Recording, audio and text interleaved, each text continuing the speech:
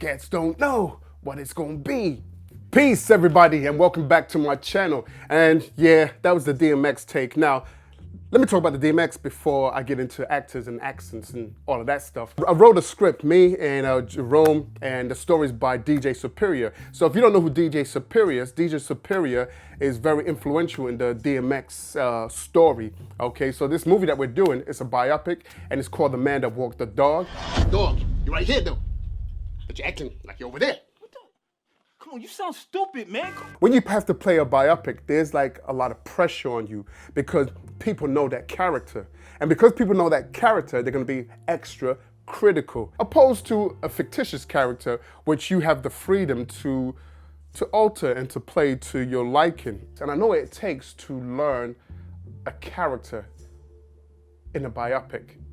Because when I was learning the DMX character, that took 6 months. It was 6 months, and the brother Jerome Enders, also known as Raw Rome.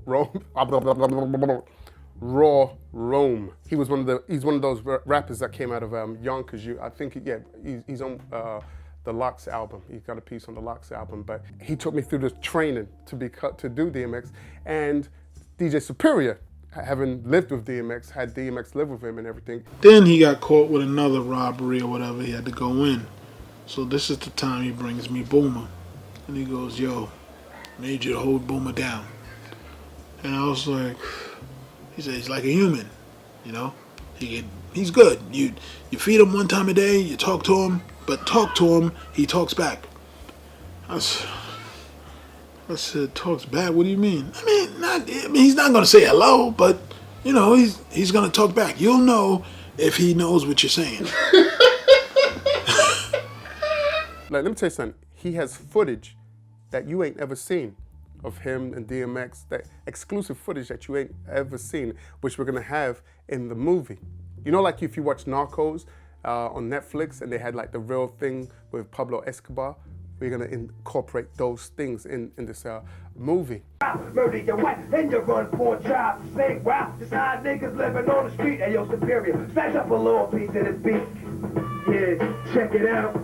Check it out, check it out, Bucket. Yo, if you try me and die, you are one of the roughest. Don't even call your man, cause that nigga can't touch this. See everybody here on the wall? I need you to write a rhyme about everybody up here, man. They came to me and said they wanted me to play DMX. And I said, nah, I don't want to do it, right? And they were like, nah, you can do it. And I'm like, man, that's a hard character to do. And I remember the first time trying to do the voice, and it hurt my voice like in seconds. And then what I realized is that it's not coming from here, it's coming from the gut. But I just want to show you what it took for me to be able to play that role. And no, I'm not saying that I played the role magnificently, right? I'm not saying that, right? In order for us to produce a trailer so that we can show people or investors really what it is that we're trying to do. So now we're at the stage where we're looking for someone who can play Dark Man X. We're looking for someone, right? But you know, I said, okay, I'll do it. Plus, it's DMX at a younger age, so we need someone younger to play that. So if you're listening to this and you're watching this and you feel like you can play that role, you know, hit us up and we'll get onto it. All right, but it's a very interesting story. It's about DJ Superior. It's not a DMX movie, because people keep saying this DMX movie. No, it's not a DMX movie. It's a DJ Superior movie. You have to really submerge yourself into the character. So if somebody said to me, they want me to play it in Jamaican, my Jamaican accent might not be good, but I guarantee you, within 3 months, there'll be a difference. And why? I would submerge myself in the culture and the language. That means I'll just be listening to dancehall every day. I will find a dancehall song and I'll learn that song to help me, my tongue get a wrap around it. I would do that. What else would I do? I would watch Jamaican movies, and I'll just surround myself in Jamaican movies. And what has to happen is that it has to seep into your subconscious after a while. It has to become you. It has to become you where you don't think about it, where you just react as that character. So when I was doing the DMX for 6 months, it became me. Like, I would go outside with my Timbs on and a hoodie and I stand on the corner of the street, and I'll be like in, different places in New York, and I stand on the corner, and I knew that the character Darkman X would rob people. So in my mind, I'm looking at people and like, I'm hungry, I'm gonna rob somebody. And I'm on the corner, I'm looking. And you know what people would do? They'll be coming, and as they walk in, they walk around, they make a U around me and walk. Because I was pumping out that energy. I was pumping out this negative energy of like menacing. Just standing there, just like ready to rob somebody. And they could feel it. So I knew like, okay, I was bringing this character to life. But it got to the point where the character would just come out. And you can ask my wife where it came out, right? Yeah, it came out, I got my, my pit bull, I got a red-nosed pit bull. And I got a red-nosed pit bull because I didn't want to, like Superior saying that we can use someone in the hood. A lot of people in the hood got their pit bulls. I'm like, I'm not using no pit bull from the hood.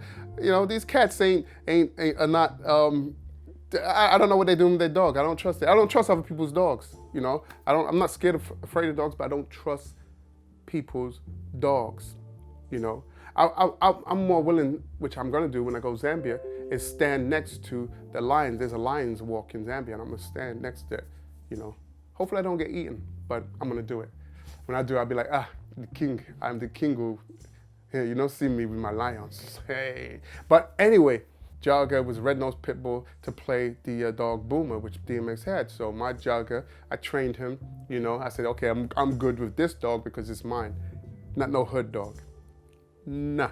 So again, I embodied the character to the point where it was in me. I couldn't get rid of him.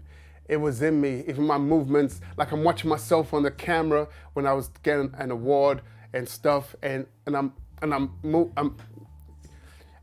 don't realize I'm doing it until I watch the footage. I'm like, why the hell am I moving like that? I'm in a suit and everything. And I couldn't understand, why am I moving like that? Then it was like, it's DMX, it's in me. And then I'll be around people and all of a sudden it would just blurt out. And they'll look at me straight and I'll tell them, oh, no, I'm practicing for this movie, this biopic. I have to keep explaining to people because it blurts out, but it's a good thing. But that's crazy because I can imagine when you have actors who are method actors and they go into really deep into character and now to come out of that, because coming out of the DMX took a while, then it didn't leave right away. It slowly faded away, slowly faded away. And Superior was like, yeah, man. I said, Superior, I'm not playing the role. I did it for the trailer and hoping that you can get some funding for this movie, but I'm not playing it. It takes too much effort. It really does. It takes so much effort out of you. So I'm saying to actors, learn the accent. Take an accent, see an accent that you like, and just learn it. Think about, okay, just learn it. Just learn the accent. Learn the African accent. Learn the Russian accent. Learn it. Just learn it. Learn it and learn some of their languages. Because it's like, for instance, I can't remember too much of my Japanese, but I knew Japanese. I was pretty good at Japanese, but I haven't practiced in a while, so I just got all these Japanese words mumbled in my head. I'm sure if I keep using it, it will pop back in.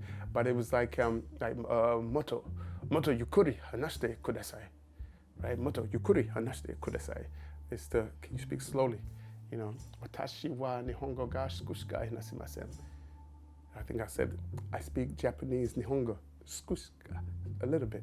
And even Clifton Powell said it when he had to do Martin Luther King. I think he said he went home and all he did for 15 hours was listen to Martin Luther King and just submerge himself. And he listened to all the inflections and how he spoke and everything to get him. So you gotta really pay attention. It's not easy. It really isn't easy. Because I had to, with DMX, I had to listen to interviews. That's all I did. I was listening to him every day. I was watching interviews with him. The one I watched the most was the one with him and Tim Westwood in the UK. Then I would listen to songs and learn these songs. I was learning all of his songs from, What You Really Want from a, hey yo, right? I learned that one. I couldn't really get that one. You know, I know the lyrics, but I didn't sound like I was sinking in with that one. But the song that I felt that helped me the most was Where the Hood's At. Cats don't know what it's gonna be. You know, when I did that one, I said, okay, this one's gonna help me get it. So for me to get where I got with DMX, I just learned his songs. And then I began trying to speak like him. Because when I was trying to speak like him, it was more difficult. But then once I learned the songs, then it was easier to speak like him. Again, you might say, no, I didn't do a good job, and that's all good.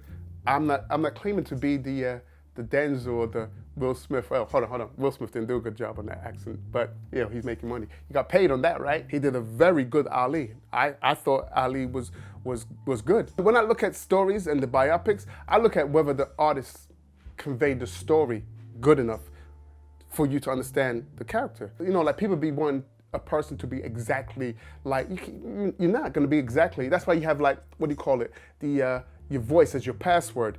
I began into your account. Voice is like a fingerprint. You can do a good impersonation, but just submerge yourself in the character. All right? Peace.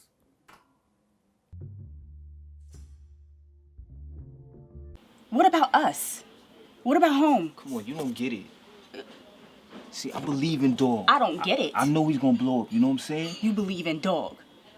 You believe in the Yes. barking rapper. You want to bring him a doggy bag too? He barks. He barks. He growls. He goes to our house at 3 o'clock in the that's his morning, thing, though. pounding on the door. Come on, this is what it's about? Is- Because you think I'm out here, like, just busting my ass just for me? I'm trying to do this for us. Come on, like, I don't want you holding me down all the time. I appreciate it. Trust me, I appreciate I it. understand you're trying to make a life for yourself, and I support you no matter what. So why are we having this conversation? Because I don't see you. You know what? I'ma start rapping. You can rap me. I'ma meow. All right. I'ma meow. All right. He barks, let's- I meow. so We let's can be go with the one beat. happy, weird ass family, and we can all blow up. And you know what? You and I can be together. You and X can be together. I'll accept it. All right, come on, I'll let's take hear one it. for the team. Let's hear it. Meow. I'm gonna hear the beat. Come on. Okay. Yeah. I'm at the bar with my boo, meowing and shit. He don't understand that I'm